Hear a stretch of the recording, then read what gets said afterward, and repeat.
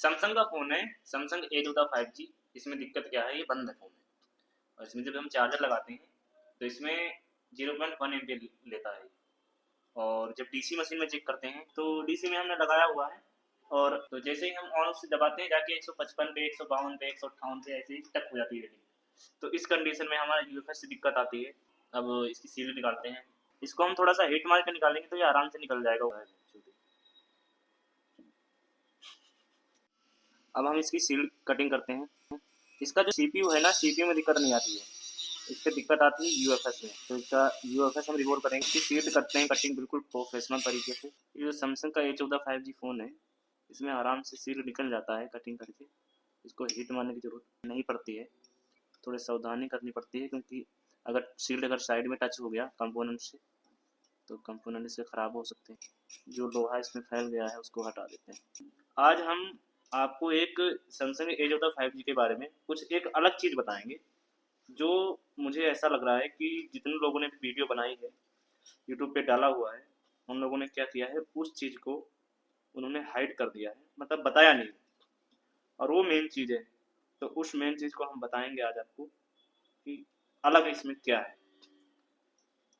अगर आपने रिपेयर किया होगा तो आपको पता होगा, आपके पास कोई फ़ोन आया, सैमसंग का ही आया A14 5G और आपने डीसी में देखा और 156 पे, 57 पे, 58 पे ऐसे करके स्टक हो गया 152 पे। आप जब यूएफएस को उठाएंगे ना तो यूएफएस को कोशिश करें कि आप हीटिंग जो है 350 से नीचे नीचे रखें और जल्दी से जल्दी इसको उठाने की कोशिश करें, क्योंकि अगर आपने ज़्यादा देर कर दी तो इसके अंदर की जो सॉफ्टवेयर है ना, वो सॉफ्टवेयर क्रैश हो जाता है और फिर उसके बाद करनी पड़ती है प्रोग्रामिंग। और प्रोग्रामिंग में तो आपको पता ही है, अगर प्रोग्रामिंग आप करते होंगे तो आपको पता होगा कि सैमसंग के फ़ोन में बानजी अगर सही से नहीं डालेंगे तो वो फ़ोन ऑन नहीं होगा और बानजी इसकी पता नहीं चलेगी अगर सॉफ्टवेयर करप्ट हो गया। तो कोशिश करेंगे कि जल्दी से जल्दी उठाने की कोशिश करेंगे इसको, तो जल्दी से जल्दी उठ जाए। अगर साइड साइड में ये पिघलने लगा है तो इसका मतलब ये है कि अंदर भी पिघल ही गया होगा, तो अंदर की बॉल पिघल गई होगी। तो अब मैं इसमें जो है डालने की कोशिश करूँगा प्लेट्स और देखूँगा कि उठ रहा है क्या ये। ज़्यादा जल्दबाजी भी नहीं करना है और ज़्यादा देर भी नहीं लगानी, बिल्कुल आराम से उठाने की कोशिश करनी है इसको।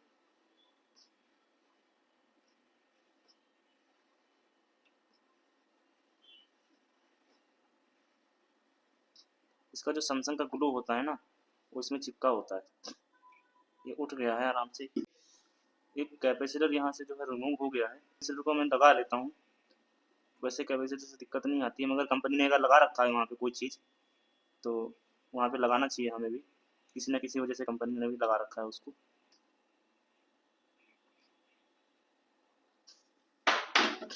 मैं एक आपको आज इसमें अलग चीज़ बताने वाला हूँ, तो आप ध्यान देना कि मैं क्या बताने वाला हूँ। अलग चीज़ इसमें जो अलग है, जो मुझे लग रहा है कुछ लोग इसमें फंसते हैं।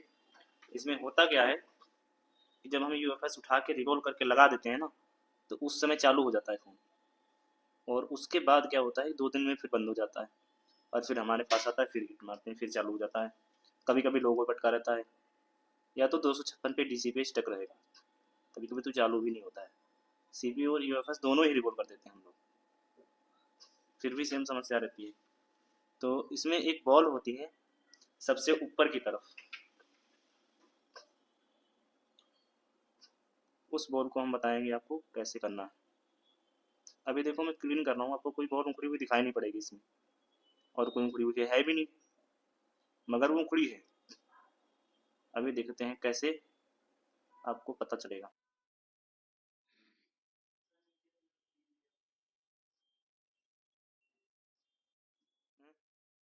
अब पूरा दिख रहा है। क्या होता क्या है, जब फ़ोन गिर जाता है ना, तो गिरने के बाद इसकी बॉल है वो टूट जाती है और वो वूली बॉल जो टूटी हुई होती है वो दिखती नहीं है हमें।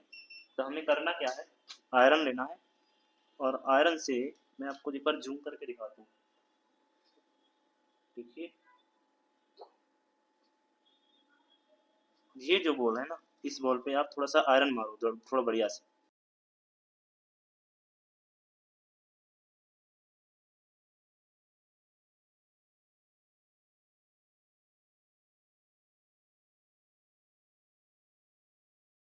ऊपर की साइड और नीचे की साइड दोनों साइड मारना है, और देखना है कि ये बॉल बाहर आ रही कि नहीं आ रही।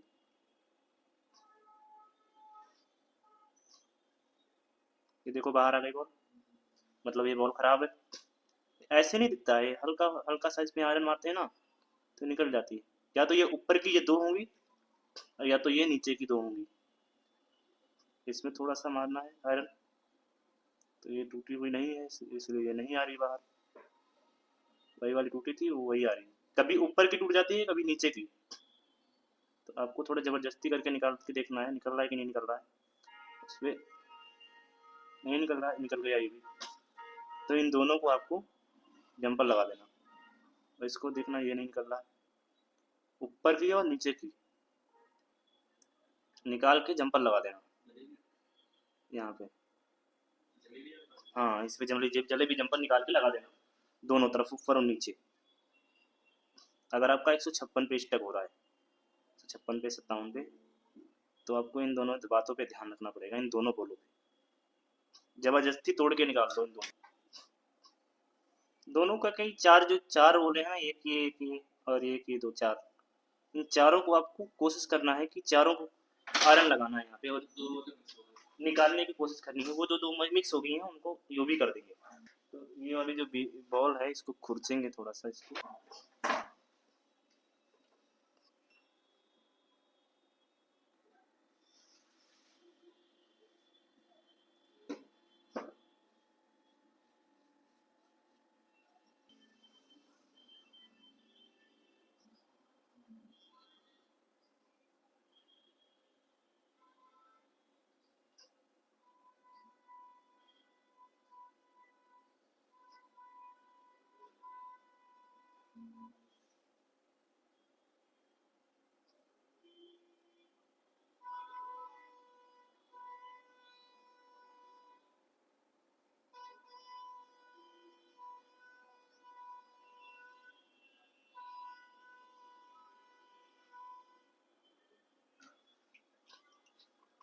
यूवी मास्किंग करके इसको सुखा लेते हैं यूवी को, जब तक इसका यूएफएस रिवॉल्व कर लेते हैं।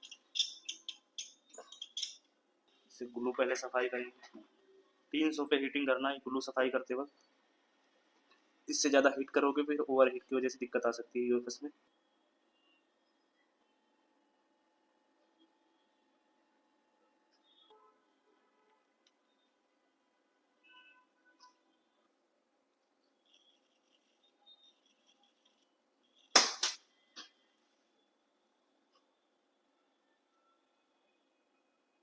इसमें फिंगर से भरता हूँ, जैसे फिंगर से कंफर्टेबल लगता है। आपके पास जो भी औजार हो, कोई ब्लेड्स हो, उससे भरते हो। मुझे फिंगर से कंफर्टेबल लगता है, मैं इसलिए फिंगर से भरूंगा इसमें।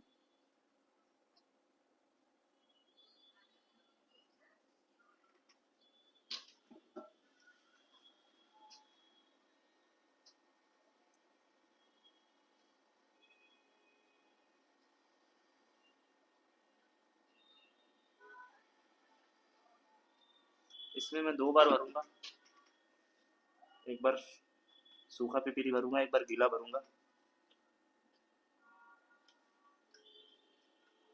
क्यों भरता हूँ ये नहीं बताऊंगा, आपको खुद समझना पड़ेगा ऐसा क्यों कर रहे हैं, लेकिन आपको भी ऐसे ही करना है। एक बार पहली बार सूखा भरना है, उसके बाद गीला भरना है, और फिर हीट मारना है, और हीट मार के इसकी कटिंग कर लेना है। कटिंग करना जरूरी है, क्योंकि बड़ी छोटी बॉलें नहीं होनी चाहिए बिल्कुल भी। ओवर कॉन्फिडेंस नहीं होना बिल्कुल भी नहीं, तो फिर ओवर कॉन्फिडेंस में बात खराब हो जाती है, ओवर कॉन्फिडेंस में।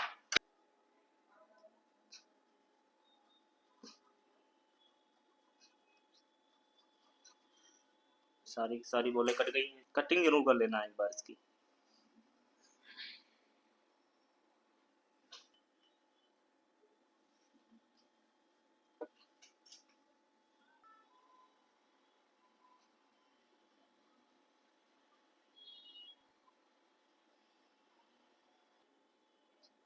दो हैं इसके, इस तरफ के जो मैंने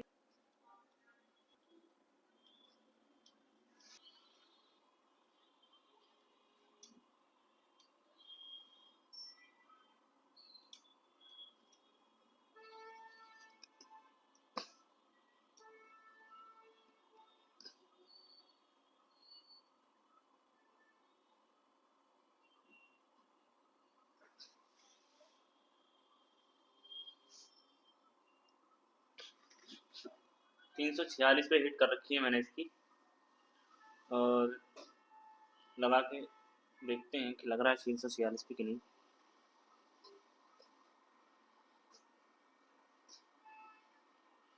अगर लग गया तो अच्छा है, नहीं तो फिर बढ़ाएंगे थोड़ा सा।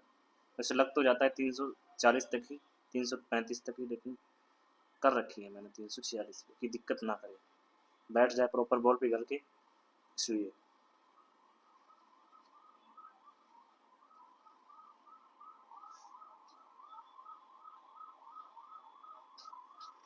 यूएफएस लगा लिया, अब हम देखते हैं इसमें क्या दिक्कत है, हो रहा है चालू कि नहीं। ये चालू हो चुका है, और अब प्रॉपरली इसको ऑन करके देखते हैं कि प्रॉपर ऑन हो रहा है या नहीं हो रहा है, या लोगो वगैरह अटक जाता है कभी कभी जब इसको रिकॉल करते हैं। जब इसका यूएफएस रिकॉल करते हैं तो ये लोगो पे अटक जाता है उस कंडीशन में, और या तो फिर देर में ऑन होता है, उन्हें कोई दिक्कत आ जाती है। देखिए ये वही वाला बोर्ड है जो हमने करा है रिपेयर।